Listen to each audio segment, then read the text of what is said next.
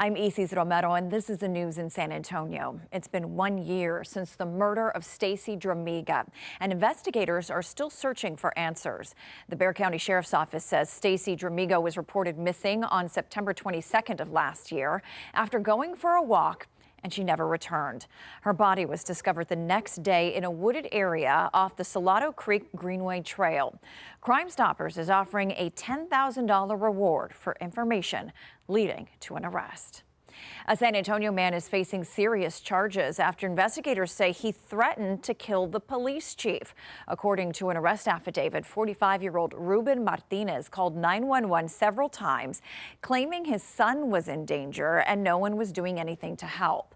Police say he then threatened to kill the dispatcher, San Antonio Police Chief William McManus, and his own family.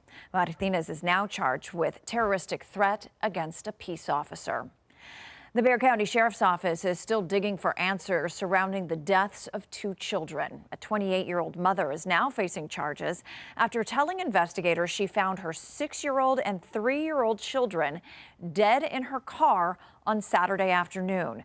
Zach Briggs was able to confirm new information about the family's history with Child Protective Services.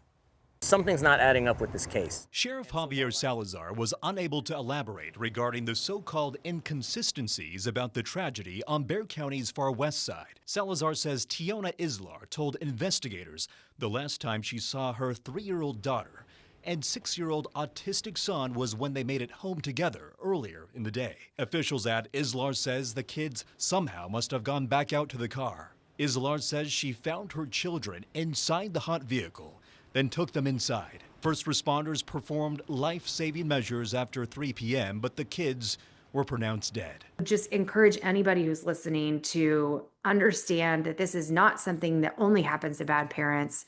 And even if you're a super cautious, attentive parent, it is very possible for this to happen to you. Amber Rollins with the nonprofit Kids and Car Safety stressed how vital it is for parents to be extra vigilant and prepared in the event their child escapes the house. Buy the little stick-on door alarms that will alert you with an audio chime. If your child sneaks out, you can buy these for $20 or $30 online.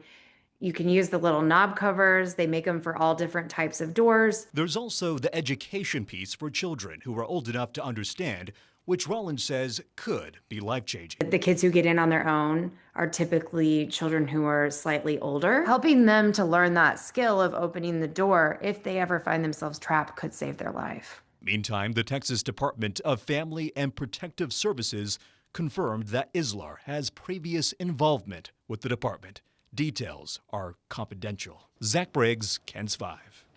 A trial date has been set for the man accused in the murder of his wife, Suzanne, who's been missing nearly a year. Earl Stoudemire explains what evidence can be shown in court. Brad Simpson's trial is expected to start on February 13th. This was announced in a quick 3-minute hearing between the state and the defense. The state said it had a difficult time trying to pass over evidence to Simpson's defense team, but that problem has been fixed. There's going to be a lot the state and defense will be bringing to trial, including thousands of pages from the Texas Rangers. The state says one big piece of evidence is a hidden motorized saw with Suzanne Simpson's DNA on it. Simpson is accused of murdering his wife Suzanne, who was last seen on October 6th last year. Simpson's arrest affidavit details how a neighbor saw Suzanne trying to get away from Brad and heard screams from a wooded area near their home. A search went on in that area and expanded to a landfill east of Bexar County and a ranch in Bandera County. Her body has never been found. Brad Simpson will be back in court on January 20th, and again, the trial is expected to start on February 13th. At the Bexar County Justice Center, Earl Stoudemire, KENS 5. An accident behind the wheel led to chaos at a San Antonio store. The driver told police she accidentally hit the gas instead of the brake and went through the store. Meredith Haas spoke with people who were inside and had to rush to safety. A witness inside the store at the time told me she heard crashing sounds, and at first she thought it was gunshots, but then she saw a car rushing at her and her daughter, and she knew she had to get away. The front of St. Bernard clothing store already smashed to pieces. Then caught on this cell phone video, the driver backing out, hitting the building, taking a chunk of the wall. Almost like it was out of control, like the lady couldn't control the car. This worker at a business nearby saw it all, but wishes to remain anonymous. Her car is in the store. She's reversing out of the store. I don't know why she wouldn't have just stayed in there, because she caused more damage coming out of it. The driver continues to try and get out, but then hits another car before reversing into the same building again, finally coming to a stop. A witness inside told me she feels lucky to be alive. She remembers the driver going back and forth multiple times as she scrambled to save her and her daughter's life. According to police, no one was hurt and no charges have been filed. They say the driver was a 61-year-old woman who told them she hit the gas as she tried to park, thinking it was the brake. This is an ongoing investigation. We reached out to St. Bernard for comment, but they have not responded yet. For more information, head on over to kens5.com. Meredith Haas, KENS 5. The San Antonio International Airport announced a new direct flight on Monday. The destination?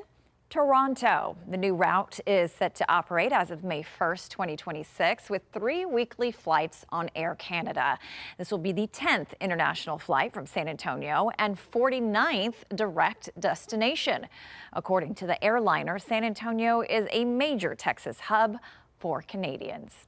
And that's the news in San Antonio.